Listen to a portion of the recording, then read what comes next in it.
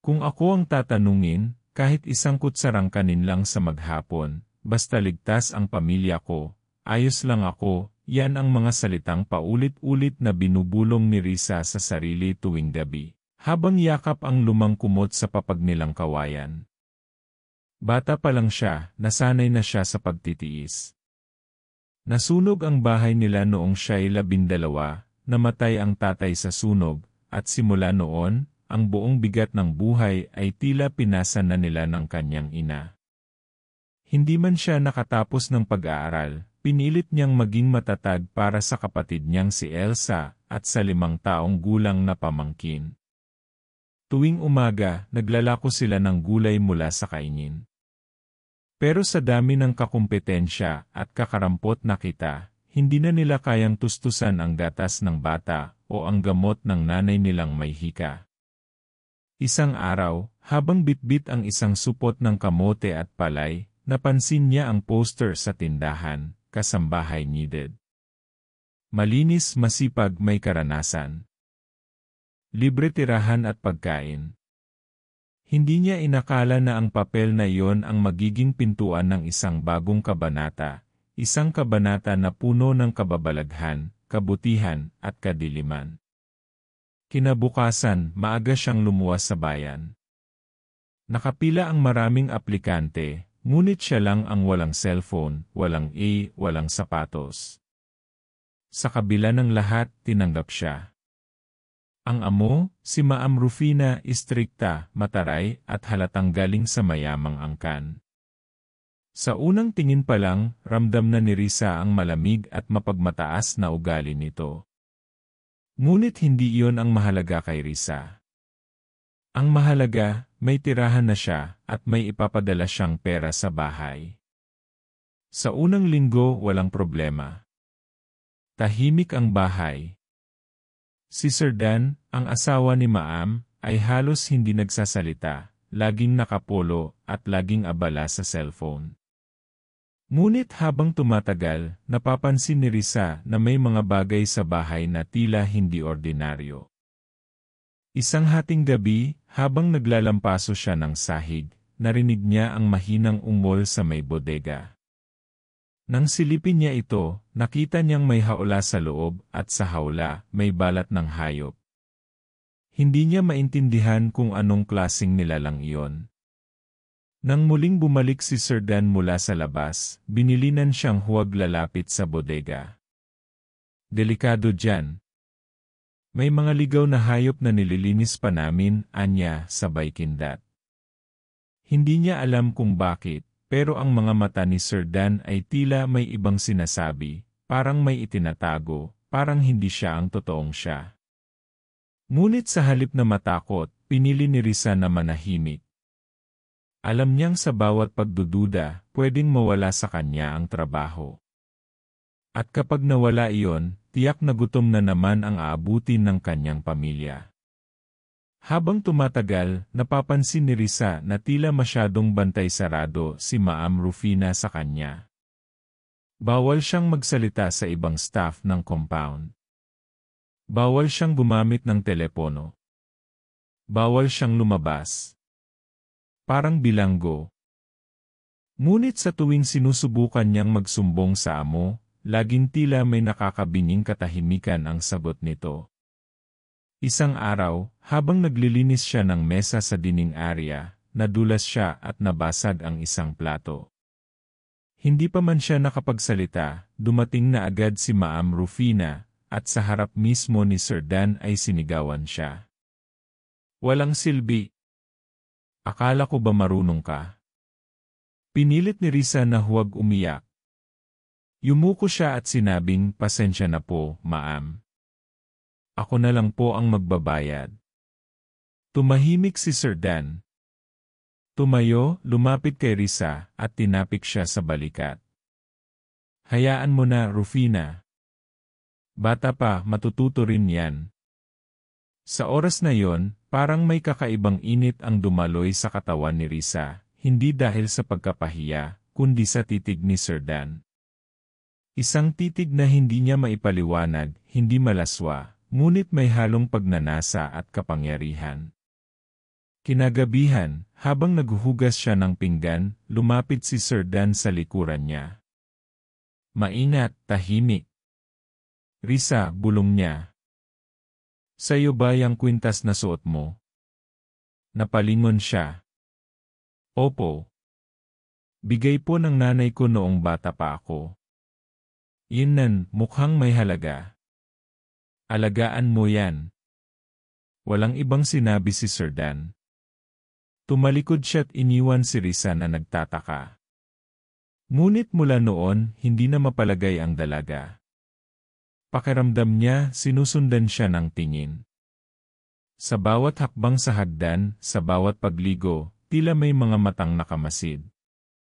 Isang gabi, habang natutulog siya, bigla siyang nagising sa kaluskos sa bintana. Sa labas, may anino ng malaking hayop parang buwaya, ngunit mas matangkad, mas mabagal. Tinitigan siya nito, at sa isang iglap, naglaho sa dilim. Napabalikwas siya ng bangon, hawak-hawak ang kanyang kwintas. Hindi ako nag-iisa, bulong niya sa sarili. May mas malalim pa sa likod ng trabahong ito. At doon nagsimula ang hindi na niya maibabalik pang buhay. Maagang nagising si Risa kinabukasan. Hindi siya mapakali buong gabi matapos ang kakaibang aninong nakita niya sa labas ng bintana. Gising ang katawan niya pero pagod ang isip. May tanong siyang paulit-ulit na bumabalik, ano yung hayop na yon? Tao ba yon? Aswang ba yon? Pero sa bandang huli, pilit na lamang niyang inisip na baka pagod lang siya, at guni-guni lang ang lahat. Pagbaba niya sa kusina, bumungad agad si Ma'am Rufina, nakasuot ng nightgown, may hawak na tasa ng kape, at malamig pa rin ang titig. Anong oras ka natulog kagabi? Tanong nito, halos hindi tumitingin kay Risa. Mga 2:00 po, Ma'am. Naglinis pa po ako ng bodega gaya ng bilin ni Sir Dan. Hindi na kumibo si Rufina. Umupo na lang sa dining table, sabay sabing, alam mo, Risa, hindi mo kailangang paligiran ng lambing ang asawa ko. Hindi mo kailangang magpakitang gilas sa kanya. Nagulat si Risa. Mabilis siyang yumuko. Wala po akong intensyon, Ma'am. Ginagawa ko lang po ang trabaho ko. Tila hindi kumbinsido si Ma'am Rufina. Ganyan din ang mga nauna sa'yo. Akala mo tahimik, akala mo tapat, pero sa huli, palihim palang gustong agawin ang asawa ko. Napipi si Risa. Gusto niyang ipaliwanag na ni minsan, ay hindi siya tumingin kay Sir Dan ng may ibang intensyon. Pero alam niyang kahit anong sabihin niya, hindi siya pakikinggan. At kung totoo ngang naging biktima na si Rufina ng pagtataksil noon, wala siyang laban sa sakit na yon. Bumalik siya sa trabaho. Pinilit niyang ibaling ang isip sa paglalaba, paglilinis ng kwarto, at pag-aayos ng mga kurtina. Pero sa bawat silid na pinapasok niya, tila sinusundan pa rin siya ng malamig na titig ni Ma'am. Hanggang sa isang araw, habang nagwawalis siya sa may terrace, may dumating na bisita, isang lalaking may edad, may suot na barong, at may dalang sobre. Pinapasok siya agad ni Sir Dan sa opisina. Pagkaraan ng ilang minuto, tinawag si Risa. Pasok ka muna, sabi ni Sir Dan mahinahon. Sa loob ng opisina, inilapag niya ang sobre sa harap ni Risa. Ito, Anya, ay para sa pamilya mo. Alam kong hirap kayo. 1 buwan na advance salary. Pero may pakiusap ako. Napakunot no si Risa. Ano po yon, sir? Huwag mong pansinin si Rufina. Mainit ang ulo niya ngayon. Pero alam kong mabait ka. Alam ko rin na huminto siya. Hindi lang basta kasambahay ang turing ko sa'yo. Kaya huwag kang matakot. Huwag kang lalayo. Sa sobrang gulat, hindi alam ni Risa kung anong isasagot. Gusto niyang tumanggi pero kailangan niya ang pera. Gusto niyang umalis pero kailangan siya ng pamilya niya. Gusto niyang magsumbong pero sino ang maniniwala sa isang kasambahay? Kinuha niya ang sobre at tumango. Salamat po, sir. Pangako ko po, hindi ko kayo bibigyan. Paglabas niya ng opisina, naroon si Ma'am Rufina, nakatingin, tahimik, pero halatang nasaksihan ang buong usapan. Nagtama ang kanilang mata. At sa mata ni Ma'am, may halong pagdududa, galit, at takot. Kinagabihan, habang naglilinis siya ng kwarto ni Sir Dan, muli niyang narinig ang kaluskos sa labas.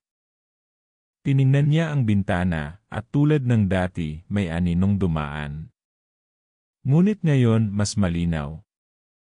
Buwaya. Isang buwayang may mga pulang mata. Nakatingin sa kanya. Hindi ito yung karaniwang hayop. Para itong nilalang na may isip. Tumitig ito ng diretsyo sa kanya, saka biglang naglaho sa dilim. Napatakbo siya palabas ng kwarto. Humihingal.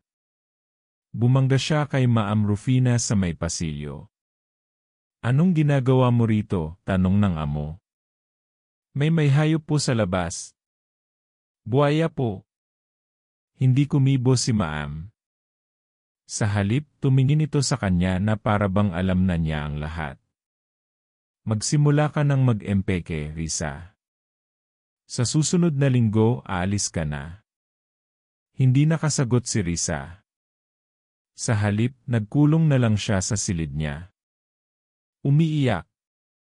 Litong-lito. Napapaisip kung dapat pa ba siyang manatili o tumakas.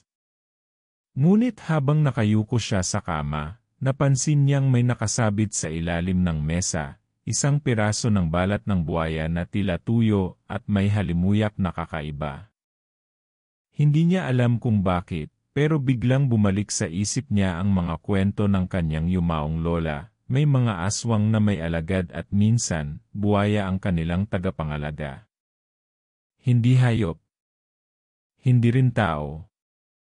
Isa silang nilalang na nagbabantay sa mga kaluluwang alay. Biglang bumukas ang pinto. Si Sir Dan. Nakatayo sa dilim. Risa, mahina niyang tawag. Alam mo na ba ang totoo?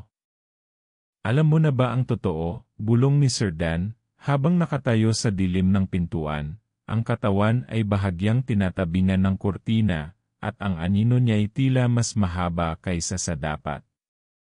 Hindi agad nakasagot si Risa. Ang tanong ay parang kutsilyong bumaon sa kanyang puso, totoo? Anong totoo? Na may balak kang saktan ako? Na may alagad kang buwaya? O na hindi ka tao? Napaatras siya, ngunit hindi niya napansin ang patagong piraso ng balat ng buwaya sa ilalim ng kanyang mga paa.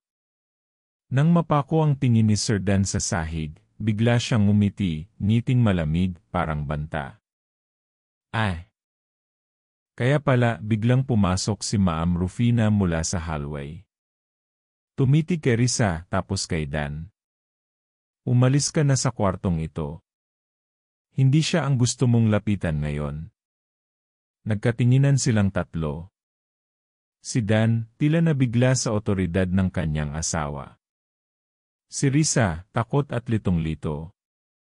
At si Rufina, sa unang pagkakataon, hindi galit kundi nagmamadaling may pinoprotektahan. Risa, bulong ni Ma'am, maghanda ka. Bukas ng madaling araw, aalis ka na rito. Ako na ang bahala sa lahat. Sa sobrang gulat ni Risa, hindi siya nakapagtanong. Pero may kung anong lungkot sa boses ni Ma'am Rufina, at sa kauna-unahang pagkakataon, parang may pag-aalala sa mga mata nito. Gabi-gabi, inulit-ulit ni Risa sa isip ang mga tanong, anong nangyayari sa bahay na to? Ano ang koneksyon ni Sir Dan sa hayop na yon? At bakit tila si Ma'am Rufina, sa kabila ng lahat, ay pinipilit siyang iligtas? Nang sumapit ang madaling araw, gising na si Risa. Sa mesa, may iniwang sobre si Ma'am Rufina, may lamang pera, at tiket ng bus. Pero bago siya makalabas ng gate, may humarang sa kanyang matandang lalaki. Payat, balbasin, may suot na lumang sombrero. Huwag ka munang umalis. May kailangan kang malaman. Nagulat si Risa. Sino ka? Ako si Tio Lukban. Kaibigan ng ina mo. At ng yumaong lola mo, ang albularyong si Aling Consuela. Ako ang tagapagtago ng katotohanan. Tiningnan niya ang mukha ng matanda, ngunit bago pa siya makapagsalita, biglang may sumulpot na sasakyan. Si Sir Dan. Nakangiti. Risa. Sakay ka na, ihahatid kita sa terminal. Dahil sa gulat, napalingon si Risa kay Tio Lukban, ngunit nawala na ito. Para bang anino lang sa hangin. Sa halip na sumakay, nagkunwari si Risa na tumalima, pero sa gitna ng biyahe, habang tinatahak nila ang sementadong daan patungong ilog, napansin niyang hindi papunta sa terminal ang direksyon. Sir, hindi po dito ang daan. Umiti lang si Sir Dan. Bibili lang tayo ng tilapia. Gusto ko sanang mag-ulam ka muna bago ka umalis. May malamig na pakiramdam sa dibdib ni Risa. Tilapia. Sa ganitong oras. At sa lugar na ito. Pumasok sila sa isang makitid na trail patungo sa isang ilog sa loob ng kagubatan. Pagbaba ng sasakyan, inabot ni Sir Dan ang isang timba at pinabuhat kay Risa. Diyan mo ilagay mamaya. Naglakad sila sa tabing ilog. Tahimik. Tila walang ibang tao. Wala ring bangka, wala ring mangingisda. Pero naroroon ang ilang tilapia na tila kusa nang lumalapit sa dalampasigan. Hindi sila natatakot, sabi ni Dan. Sanay na sila sa amoy ng dugo. Nanindig ang balahibo ni Risa. Ano pong ibig niyong sabihin? Ngumiti si Dan. Ang ginto ay hindi basta kinukuha mula sa lupa. May mga seremonyang kailangang bayaran. At minsan, hindi pera ang hinihingi ng kalikasan, kundi kaluluwa. Sa sandaling iyon, dahan-dahan siyang lumapit kay Risa. Hinawakan ang balikat niya. Pasensya ka na. Ikaw ang napili. Hindi ko kasalanan. Ang mundo namin matagal nang umiikot sa ganitong palitan. Isa kang alay. Napaatras si Risa. Nangangatog ang katawan niya. Gusto niyang tumakbo pero napapaligiran sila ng kakahuyan. Sa likod niya, narinig niya ang init ng damuhan. Sa tubig, unti-unting lumilitaw ang ulo ng isang dambuhalang buhaya. Pulang-pula ang mga mata. Mabagal ang pag-ahon nito. Tumambad sa kanya ang balat nitong parang gawa sa bato, ang mga ngipin nitong tila kutsilyong pantaga. Sa sobrang takot, napaiyak si Risa. Wala akong kasalanan, ngunit bago pa siya tuluyang hilahin ni Dan papunta sa tubig, isang putok ng baril ang umalingaw-ngaw. Tumigil si Dan. Mula sa itaas ng bangin, nakita ni Risa si Tio Lukban. Kasama niya ang isang binatang may hawak na sibat, si Alvin. Bitawan mo siya, sigaw ni Alvin. Walang nagawa si Dan kundi umatras. Kayo-kayo pala ang sumira sa ritual ng huling alay. Hindi kami ang sumira, sagot ni Tio Lukban. Matagal nang mali ang ginagawa mo. Mabilis na lumapit si Alvin at hinawakan si Risa. Hinila siya palayo kay Dan. Tara na, sigaw ni Alvin. Habang tumatakbo sila palayo, narinig ni Risa ang huling sigaw ni Dan, babalik ako. Hindi pa tapos ang lahat. Hindi pa ako tapos sa iyo. At sa isang iglap, nagsimula ang habulan sa kakahuyan, hindi lang laban sa tao, kundi sa halimaw na buhaya na susundan sila kahit saan. At sa kanilang pagtakas, isang bagay ang malinaw. Ang tunay na laban ay hindi pa nagsisimula. Ang bawat hakbang ni Narisa at Alvin sa gitna ng makapal na damuhan ay parang suntok sa oras. Hindi nila alam kung anong direksyon ang ligtas. Ang kakahuyan ay tila may sariling hininga, tahimik pero nagbabantang sumabog sa isang iglap. Sa likod nila, naririnig pa rin nila ang marahang paghampas ng mabigat na buntot ng buwaya sa basang lupa, at ang pagaspas ng malamig na hangin na tila binubulong. Hindi pa ito tapos, nanginginig si Risa habang nakahawak sa braso ni Alvin. Saan tayo pupunta? Tanong niya, halos hindi na makapagsalita sa pagod at takot. May tagpuan kami ni Tio Lukban sa kabilang dulo ng ilog. Doon may mas ligtas na lugar. Doon mo rin malalaman ang totoo. Matapos ang halos kalahating oras ng tahimik at mabilis na paglalakad, narating nila ang isang tagong kubo sa ilalim ng malaking punong balete. Doon naghihintay si Tio Lukban, hawak ang isang itim na kahon, at tila matagal nang inihanda ang lahat. Pasok kayo, sabi niya. Panahon nang malaman mo ang kasaysayan mo, Risa. Umupo sila sa loob ng kubo. Sa ibabaw ng banig, inilapag ni Tio Lukban ang kahon. Binuksan niya ito, at mula roon ay lumabas ang isang lumang mapa, mga larawan, at isang makapal na kwintas na may gintong palawit, kawangis ng hugis mata ng buwaya. Risa, panimula ni Tio Lukban, hindi ka isang ordinaryong kasambahay.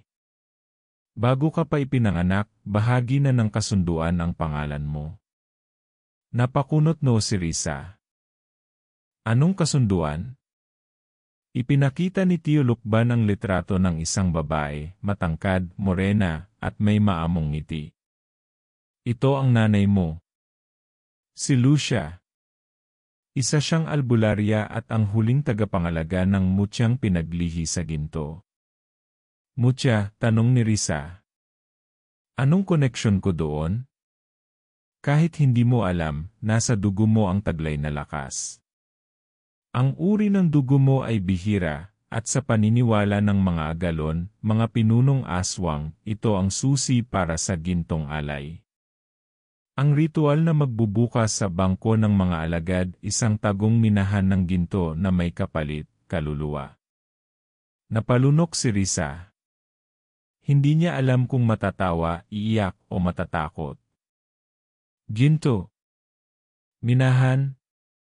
Kaluluwa. Lahat ng ginto na hawak ni Sir Dan ay hindi basta pinaghirapan. Kinuha ito mula sa mundong hindi mo dapat pasukin. At ang sinisingil ng kalikasan ay buhay. Bigla niyang naalala ang mga tilapiang sanay sa amoy ng dugo. Ang malamig na titig ni Dan. Ang hola sa bodega. Ang buwayang sumusunod sa kanya sa bawat paggalaw. Lahat ng ito ay konektado. At ang sentro ng lahat siya. Hindi ba pwedeng umalis na lang ako? Layuan na lang ang lahat ng ito, tanong ni Risa, nanginginig ang boses. Umiling si Tio Lukban. Hindi ka na pwedeng umatras. Dahil alam ka na nila. Nararamdaman ka na nila. At kapag umalis ka sa proteksyon ng lugar na ito, ikaw ang hahanapin ng mga alagad ng dilim. Tumayo si Alvin at lumapit kay Risa. Hawak niya ang isang maliit na bag na gawa sa dahon. Narito ang mga unang panangga. May langis ng niyog, pinatuyong dahon ng aglio, at asin mula sa bundok. Gamitin mo ito kapag muling dumating ang buwaya o sinuman sa mga balo ni Dan. Balo.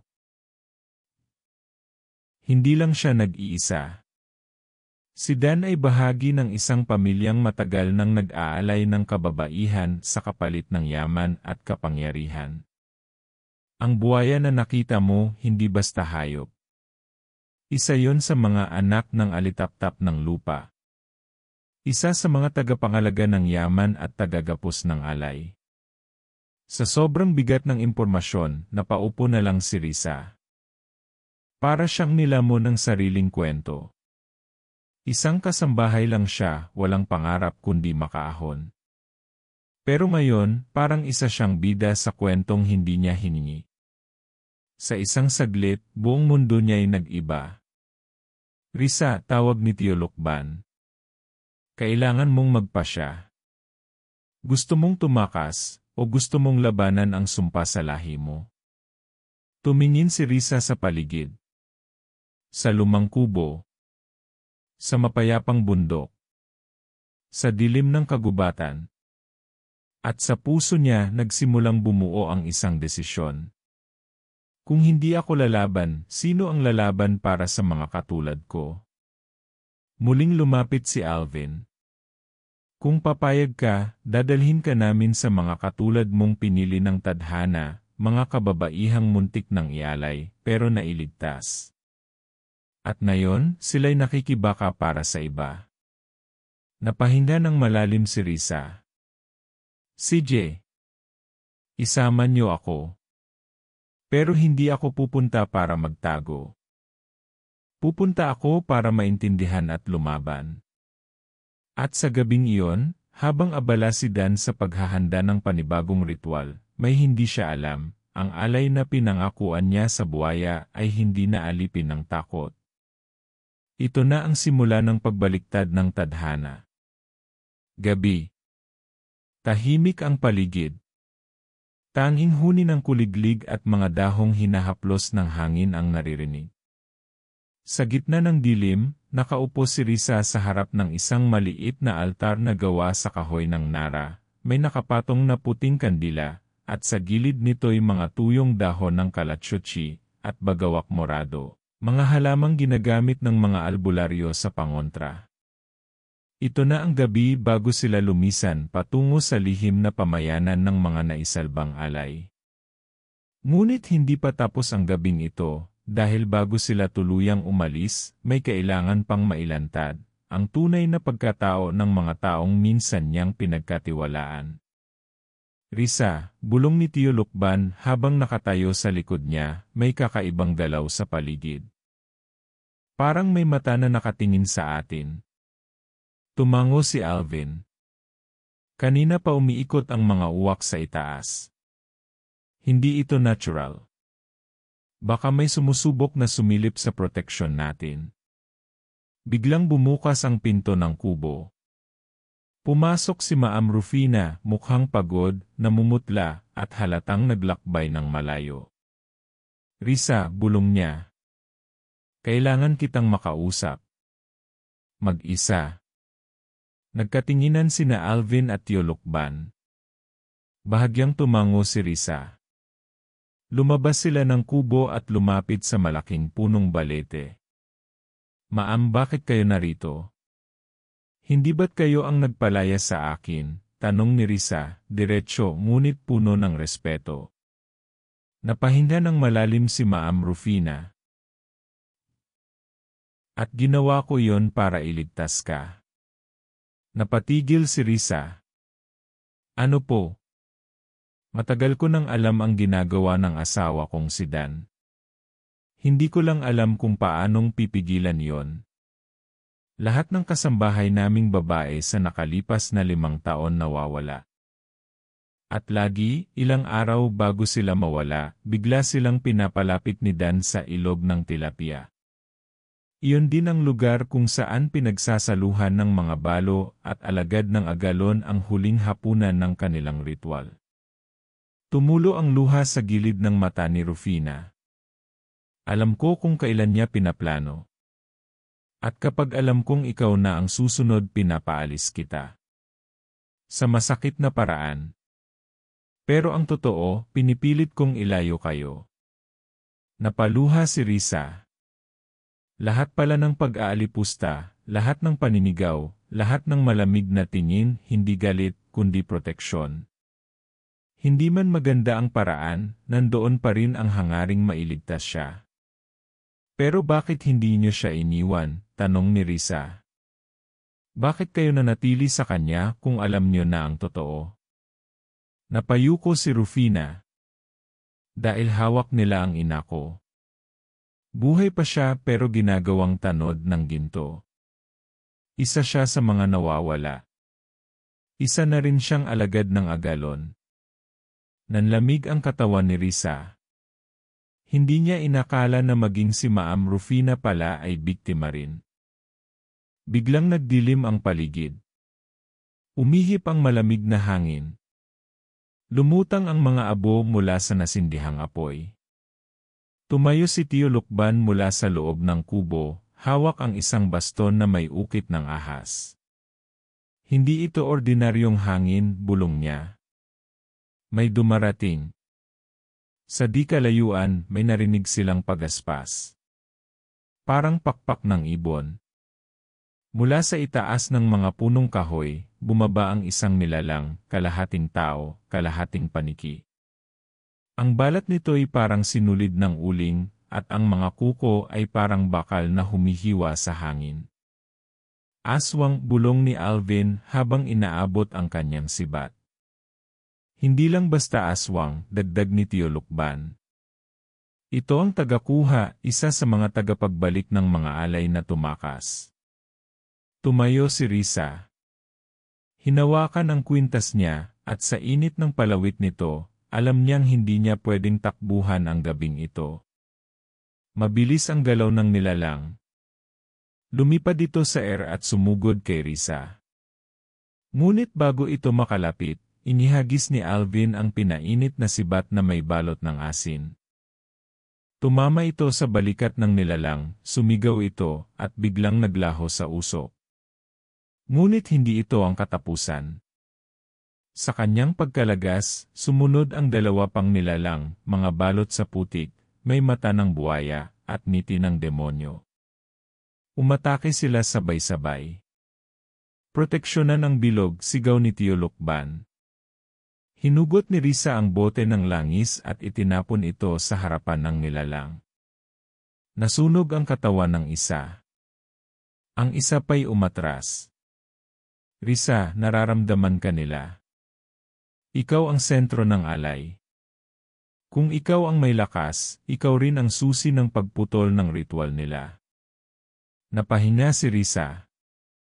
Tumitig sa dilim. Sa wakas, hindi na siya umaasa lang sa iba. Sa loob ng kanyang dibdib, may nabuong apoy na hindi kayang patayin ng takot. Kung ako ang dahilan ng lahat ng ito, ako rin ang wawakasan nito. Sa gabing iyon, habang humihina ang hangin at bumabalik ang katahimikan, isang panibagong liwanag ang nagsimulang sumiklab, hindi mula sa apoy, kundi mula sa puso ng isang babaeng minsang tinuring na alay ngayon ay mandirigma. Tahimik muli ang paligid matapos ang biglaang pag-atake ng mga alagad ng dilim. Ang mga abo ng sinunog na nilalang ay unti-unting inanod ng hangin, habang ang malamig na hangin ng kagubatan ay tila dumaan sa isang panandaliang paghinga. Sa gitna ng katahimikan, nanatiling nakaupo si Ma'am Rufina sa harap ng apoy, hawak ang kwintas niyang gawa sa puting mutya at sinulid na pilak. Sa unang pagkakataon, walang galit sa kanyang mukha. Walang yabang. Walang pagdududa. Tanging isang inang pagod na sa pakikipaglaban, hindi lang sa asawa, kundi sa sariling konsensya. Lumapit si Risa. Umupo sa tabi niya. Totoo po ba talaga lahat ng sinabi ni Tio Lukban? Ang nanay niyo isa sa mga alagad? Napabuntong hininga si Rufina. Risa. At ako ang dahilan kung bakit siya naging ganon. Hindi nakaimik si Risa. Tahimik niyang pinakinggan ang boses ni Rufina na ngayon ay tila hindi na makapangyarihan, kundi puno ng bigat at pagsisisi. Noong bata pa ako, masaya kami ng nanay ko. Isa siyang albularya rin, katulad ng mga kakampi mo ngayon. Ngunit hindi siya kinilala ng aming angkan. Ininsulto siya. Pinagtawanan ang kanyang kaalaman. Kaya't lumapit siya sa isang agalon, isang pinunong aswang, para ipakita sa lahat na may halaga siya. Ngunit hindi libre ang kapalit. Kailangan niyang mag-alay. Napakagatlabi si Rufina. Pero hindi niya itinuloy ang alay. Pinili niya ang pamilya namin. Pinili niya ako. Kaya siya ang pinarusahan. Isinumpa siyang maging tanod ng yaman, tagapagbantay ng ginto na hindi niya kailanman mahahawakan.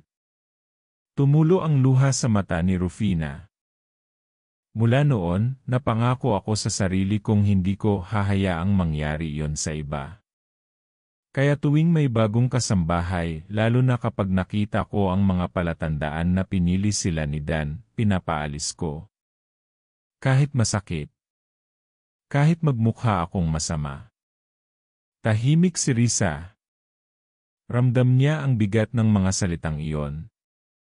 Ang mga sigaw, ang init ng kape sa kanyang kamay noon, ang mga hindi makatarungang parusa, lahat pala ay nakaugat sa pagnanais na protektahan.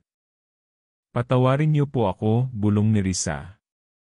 Akala ko noon, galit lang kayo sakin. Akala ko isa akong basura sa mata niyo. Ngumiti si Rufina, bakas ang pagod at sakit. Hindi kita kinamuhian. Kinakatakutan kita. Dahil ikaw ang napiling huling alay. Ibig sabihin, sa dugo mo, may lakas na hindi ko kayang hawakan. Pero ngayon alam kong ikaw rin ang magiging katapusan ng lahat ng kasamaan ni Dan. Habang nagsasalita si Rufina, muling lumapit si Tio Lukban at Alvin. Risa, kailangan mong malaman ang mga alay ay hindi lang basta pinipili. Pinipili sila batay sa bituin ng gabing ipinanganak sila. At sa talaan ng mga albularyong pinatay ng angkan ni Dan, ang nanay mo ay ang huling biktima. Napasinghap si Risa. Ang nanay ko. Isa rin siyang albularya. Tumango si Tio Lukban. Si Lucia. Siya ang anak ni Consuela, ang pinakakilalang albularya sa buong rehiyon. At ikaw, Risa, ikaw ang inapo ng dalawang lahi ng manggagamot. Sa'yo nila gustong wakasan ang linya. Nanindig ang balahibo ni Risa. Muling nanariwa sa kanyang alaala ang mga panaginip. Ang mga bulong sa gabi. Ang malamig na kamay na dumadampi sa kanyang noo tuwing siya'y may lagnat. Lahat ng iyon hindi guni-guni. Mga alaala. Mga patak ng katotohanan. Kung totoo ang lahat ng to, mahinang sabi ni Risa, bakit hindi ko alam? Bakit walang nagsabi sakin? Bakit hinayaan niyong halos ialay ako? Umiyak si Rufina. Dahil hindi kita kayang tulungan mag-isa. Wala akong kakayahan. Wala akong lakas. Lahat ng pinuntahan ko, pinatay ni Dan. Hanggang ngayon, ako pa rin ang dahilan kung bakit buhay siya, dahil takot akong ilaban ang sariling dugo ko. Tumayo si Risa. Pinunasan ang luha sa mata. Hawak-hawak ang kwintas niya, marahang pumitik ang palawit, mainit, hindi nasusunog, pero buhay. Kung galing ako sa lahi ng mga albularyo, kung ako ang dahilan ng lahat ng ito, ako na rin ang magiging wakas ng madilim na ritual na yan. Anong balak mo? Tanong ni Alvin, nakamasid. Hindi ako tatakas. Hindi ako susuko. At kung kailangan ko pang lumaban, kahit harapin ang buwaya, ang aswang, at ang mismong agalon, handa akong ilabas ang dugong itinago sakin. Tumango si Tio Lukban, may halong paggalang sa kanyang mga mata. Ngayong gabi, Risa, hindi ka na lang alay. Isa ka na sa amin. At sa liwanag ng buwan, tumindig ang isang dalagang niloko ng kasinungalingan, inapi ng kasakiman, ngunit ngayon tinatanggap ang kapangyarihang matagal na palangkan niya. Hindi na kagaya ng dati ang tahimik na kabubatang bumabalot sa paligid ni Risa.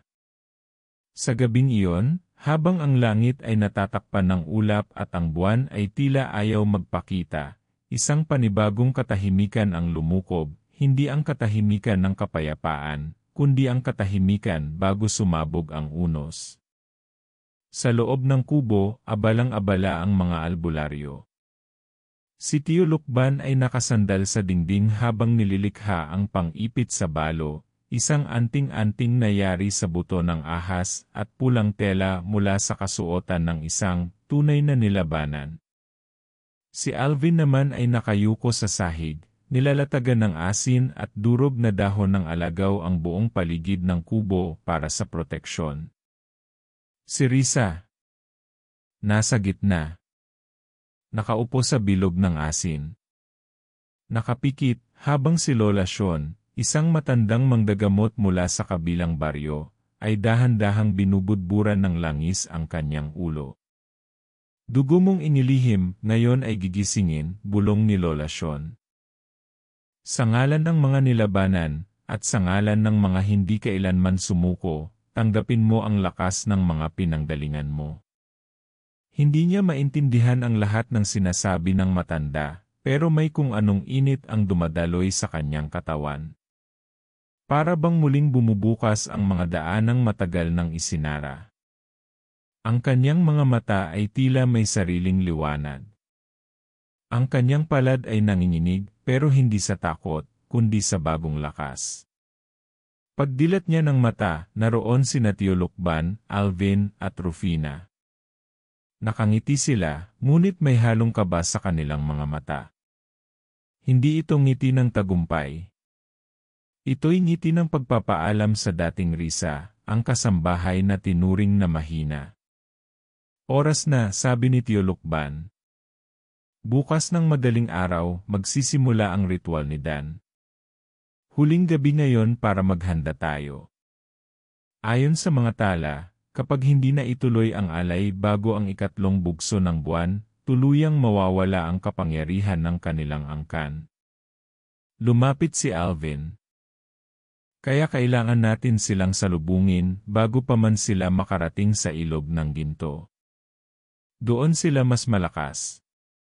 Dito tayo lalaban sa teritoryong kami ang may panangga. Habang naghahanda ng mga bitag at anting-anting, dumating ang ilan pang albularyo mula sa kalapit na mga nayon. Hindi sila ordinaryong tao. Ang iba ay may daladalang sibat na gawa sa punong kamagong, ang iba na may baston na may nakaukit na sinaunang baybayin. Risa, tawag ng isa sa mga dumating, ito ang dugo ng baboy na alay. Panlaban sa mga buwayang hindi kayang tigilan ng ordinaryong bala. Tinanggap niya ang bote. Ramdam niyang mainit ito sa kanyang palad, parang apoy sa bote. Habang nagpapalitan ng kaalaman ang mga albularyo, si Maam Rufina ay abala naman sa pagsulat ng liham. Ano yan? Tanong ni Risa. Liham para kay Dan. Kung sakaling hindi ko na siya makita. Gusto kong malaman niya na sa kabila ng lahat ng kasamaan niya, minahal ko siya. Pero mas mahal ko ang katotohanan. Tahimik si Risa. Pinili niyang huwag magsalita. Sa puso niya, nauunawaan niya ang hirap ng puso ni Rufina. Ang pagmamahal na hindi na ibalik. Ang sakripisyong hindi nakita. At ang tapang na ngayon lang niya nakita. Pagsapit ng hating gabi, binuo na nila ang bilog ng proteksyon sa gitna ng gubat. Doon nila lalabanan ang mga aswang. Ang buwaya. At si Dan mismo, ang taong minsang ginagalang, ngayon ay tiningnan bilang halimaw. Ipinwesto ni Alvin ang mga bitag, kawayan na may pinong karayom ng niyog na may asin.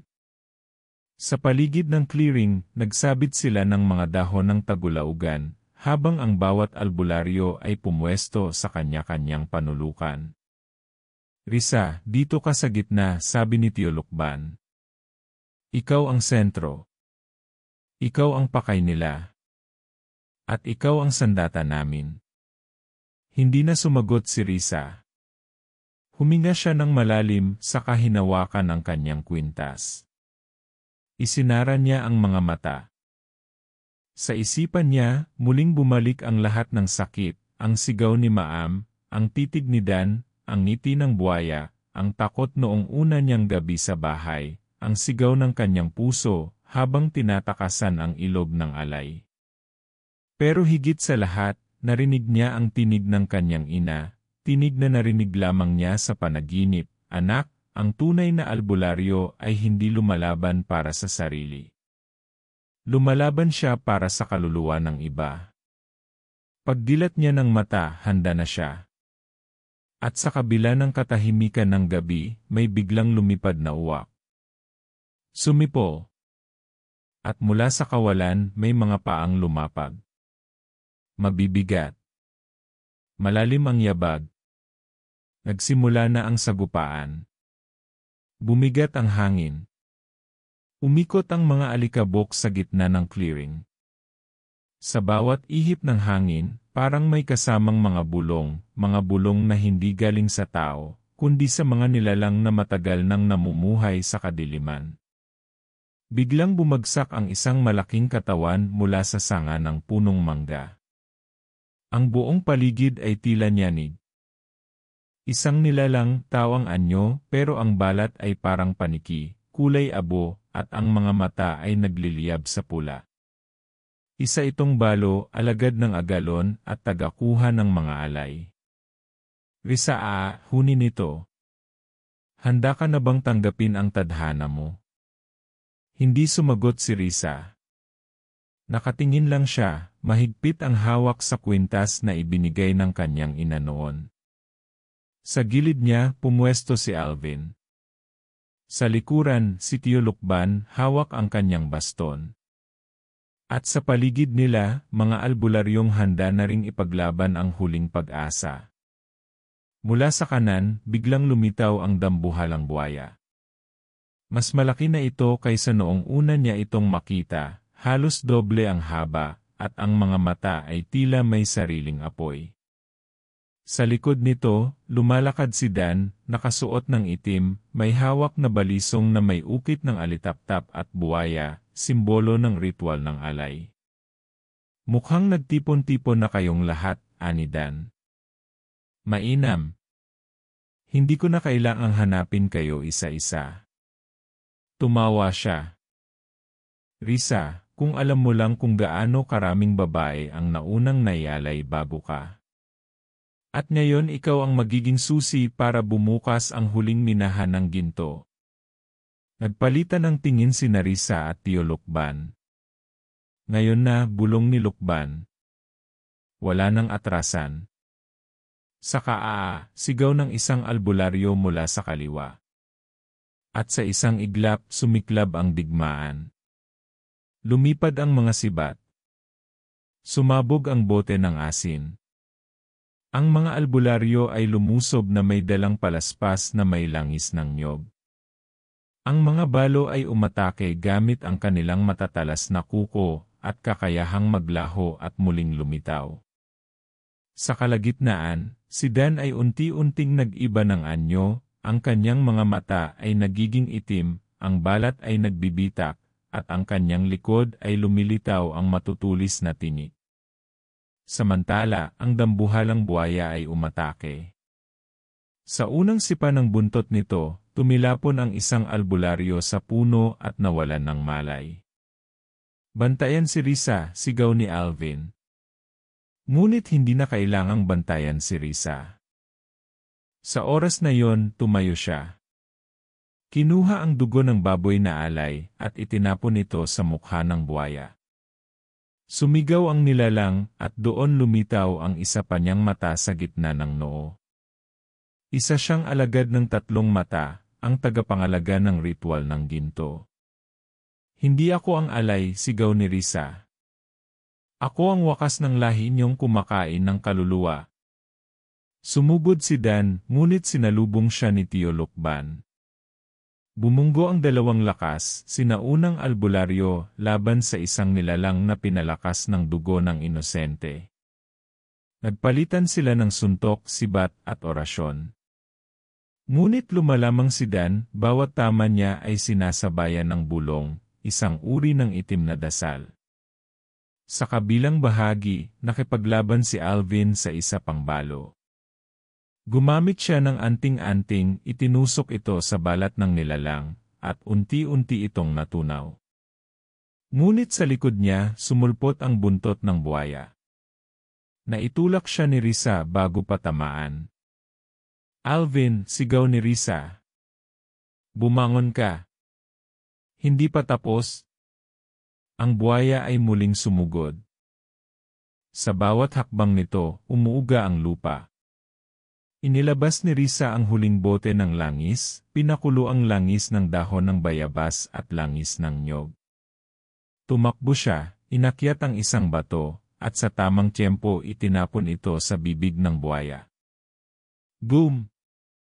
Sumabog ito. Nasunog ang loob ng bibig nito. Napaurong ang dambuhalang alagad, lumuhod, at unti-unting bumagsak. Ngunit si Dan ay hindi pa rin sumusuko. Dumukot siya ng kutsilyo at tumakbo kay Risa. "Wala kang karapatang bumalik sa lahi niyo." Ngunit bago pa siya makalapit, iniharang ni Ma'am Rufina ang sarili niya. Dan tama na inundayan siya ng saksak at tinamaan si Rufina sa tagiliran. "Mahal kita," huling salita niya bago siya bumagsak sa bisig ni Risa. Nagsisigaw si Dan. Umatras. Humahagulgol. At sa huling pagkakataon, si Tio Lukban ay lumapit, binigkas ang huling orasyon, at itinusok ang baston sa dibdib ni Dan. Napasigaw si Dan. Ang katawan niya ay nagliyab. Nagbitak. At sa isang iglap naging alikabok. Tumigil ang buhawi. Ang mga uwak ay naglaho. Ang gubat ay muling nanahimik. Sa gitna ng clearing, nakaupo si Risa, hawak ang sugatang si Rufina. Hawak din niya ang kwintas ng kanyang ina, nakalutang sa kamay niya, puno ng dugo at liwanag. Walang salita ang makakalarawan sa katahimikang iyon. Hindi ito katahimikan ng pagtatapos, kundi katahimikan ng isang panibagong simula. 2 araw na ang lumipas mula nang tumigil ang dilim sa pusod ng kabubatan. 2 araw ng katahimikan, hindi dahil wala ng banta, kundi dahil natapos na ang labang matagal nang inilihim ng panahon. Ang buong baryo ay nagtipon sa paanan ng burol. Nasa gitna si Risa, nakasuot ng puting damit, habang sa harap niya ay isang bilog na altar na may mga kandila, dahon ng bayabas, at isang palayok ng tubig ulan. Hawak niya sa dibdib ang kwintas na galing sa kanyang ina, ang parehong kwintas na naging palatandaan ng kanyang lahi, at ngayon ay simbolo ng kanyang muling pagkabuo. Si Ma'am Rufina, bagamat sugatan, ay nakaupo sa gilid, nakangiti habang pinapanood si Risa. "Anak," bulong niya, "natapos mo ang hindi ko nagawa." "Hindi lang ako," sagot ni Risa, "dahil kung hindi niyo ako nilaban noon, baka hindi ko rin nilabanan ang sarili ngayon." Lumapit si Tio Lukban, may dalang lumang aklat. "Ang laban mo ay hindi lang laban para sa sarili mong kaligtasan," ani niya. "Ito ay laban ng mga nawala, ng mga binura, ng mga ginamit at iniwan." Binuksan niya ang aklat at isinulat sa isang bakanteng pahina ang pangalan ni Lucia, ina ni Risa. At sa ilalim nito, isinulat ang pangalan ng bagong albularyo na nagpamana ng liwanag. Risa. Tumulo ang luha sa mga mata ni Risa. Hindi dahil sa lungkot, kundi sa bigat ng pagkilala. Minsan siyang tinuring na kasambahay, minura, pinaghinalaan, at pinagtangka ang ialay. Pero ngayon, isa na siyang bantay ng hangganan, isang tagapagligtas ng mga kaluluwang muntik nang mawala sa dilim. Kinabukasan, bumalik sila sa ilog kung saan siya muntik ialay. Ngunit ngayon, walang buwaya. Walang banta. Sa halip, isang tanim na punong balete ang itinayo roon, simbolo ng muling pagkabuhay. Ito ang huling yugto, ani Tio Lukban habang ibinaba ang garapon ng abo ni Dan sa ilalim ng puno. Walang halimaw na hindi kayang patahimikin ng kabutihan. Walang kasalanan na hindi kayang ilawan ng katotohanan. Mula sa di kalayuan, dumating ang mga batang babae, mga dating inalipin, inalok, at muntik ng ialay. Lahat sila'y nailigtas dahil sa pagkilos ni Risa. Isa-isang lumapit, yumakap at nagsabing, "Salamat, ate." Sa sandaling iyon, naramdaman ni Risa ang tunay na tagumpay, hindi sa panalo sa laban, kundi sa pagbawi ng dangal, ng pag-asa, at ng sarili. Ilang araw pa ang lumipas. Nagdesisyon si Risa na hindi na bumalik sa syudad. Sa halip, siya'y nanirahan sa lumang kubo kasama ang mga albularyo. Tinuruan siya ng orasyon, ng gamot, ng kabutihang likas sa sinaunang karunungan. Hindi bilang paghihiganti, kundi bilang pagpapasa ng liwanag. Si Alvin, na ngayon ay katuwang niya sa mga gawaing panggamot, ay minsang nagtanong, "Hindi ka ba natatakot na balikan ng mga nilalang na iyon?" Ngumiti si Risa. Ang sinumang may ilaw sa loob, hindi basta ginagambala ng anino. At sa bawat gabing payapa ang langit, habang sinisinagan ng buwan ang kabubatan, may isang babaeng nakaupo sa harap ng apoy. Sa palad niya ang lumang kwintas. Sa tabi niya, mga halamang gamot. Sa isip niya, mga dasal ng kaluluwa. At sa puso niya, lakas, tapang, at katarungan.